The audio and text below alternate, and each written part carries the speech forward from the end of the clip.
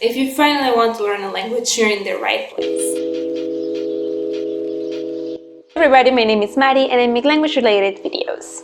So if you like culture, languages, and everything in between, subscribe to watch more. Today I prepared a very special video with one of my friends, Kevin abroad. We're very excited to tell you 6 tips on how to learn languages, and we decided to divide them into output and input. So Kevin is going to be taking over for input, and I will be talking to you about output.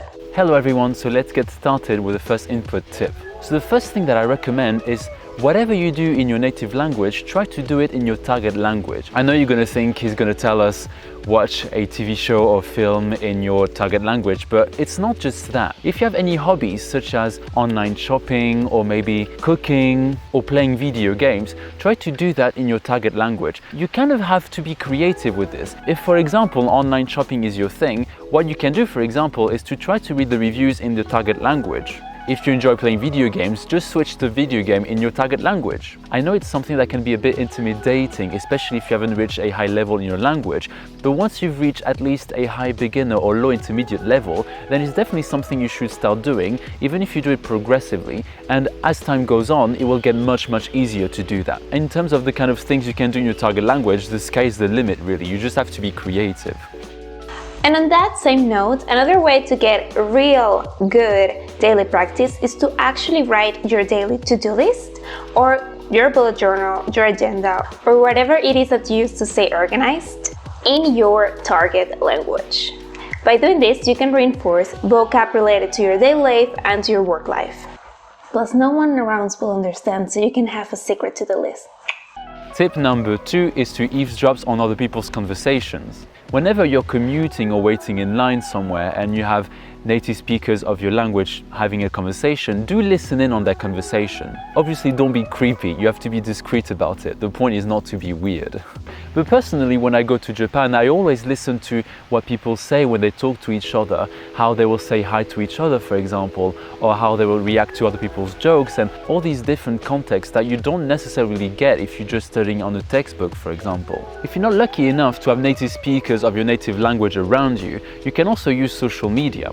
For example, Facebook and YouTube have a comment section, and it can be quite interesting to see how people react with each other. That's actually a great tip, Kevin, and I have to admit that I am very guilty of eavesdropping in the metro, and I'm not subtle about it. Another way to learn by stalking other people is through social media. I swear by learning with social media, but I will tell you not to stay just there looking at social media, but to actually comment and like and, DM people, have conversations. Most of my language buddies I found and maintain on Instagram. I even joined some language learning groups, and if you don't know about them, you can follow me on Instagram and I will hook you up with one. But start conversations in your target language. Like, if you know I speak Spanish, write to me in Spanish or Italian or Dutch or German. My German is terrible, but do it anyway. Let's have a conversation. Like, that's what I love the most about this community, is that no matter if you're a beginner or advanced, it doesn't matter if this is the first language you're learning or the 11th, there's a place for you in this community. So just write and practice your target language. Don't be afraid, it's gonna be fine. Tip number 3 is to listen to slow down speech, but not overdo it. Listening to slow down speech can seem like a good idea because you want to just focus on understanding a text, but in the long run it's not actually a good idea because you don't get used to native speed.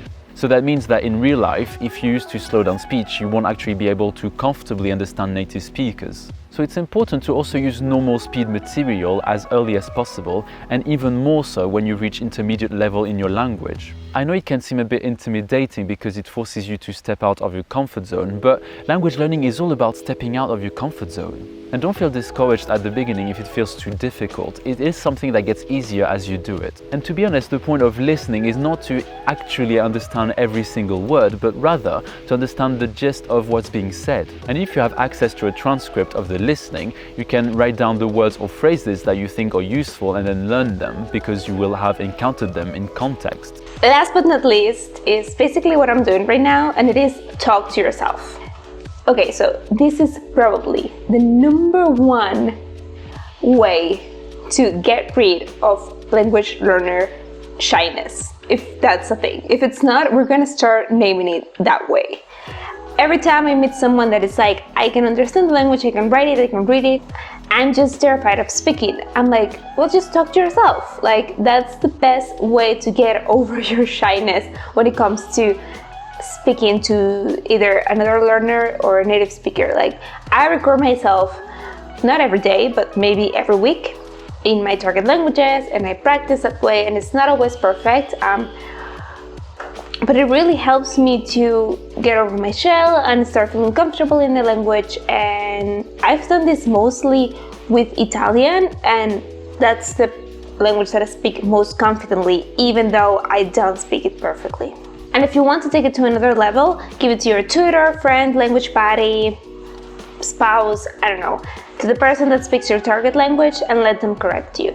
And this way, oh my gosh, this is the best practice you can do. And then just like be like, oh, thanks for the corrections. Like, actually look into them and see where you can improve, okay? And this is all for today. Thank you so much for watching this video. I hope you enjoyed this conversation with me and Kevin. If you're not subscribed already, then subscribe and go check out Kevin's channel. Thank you for tuning in, and I'll see you later. Bye.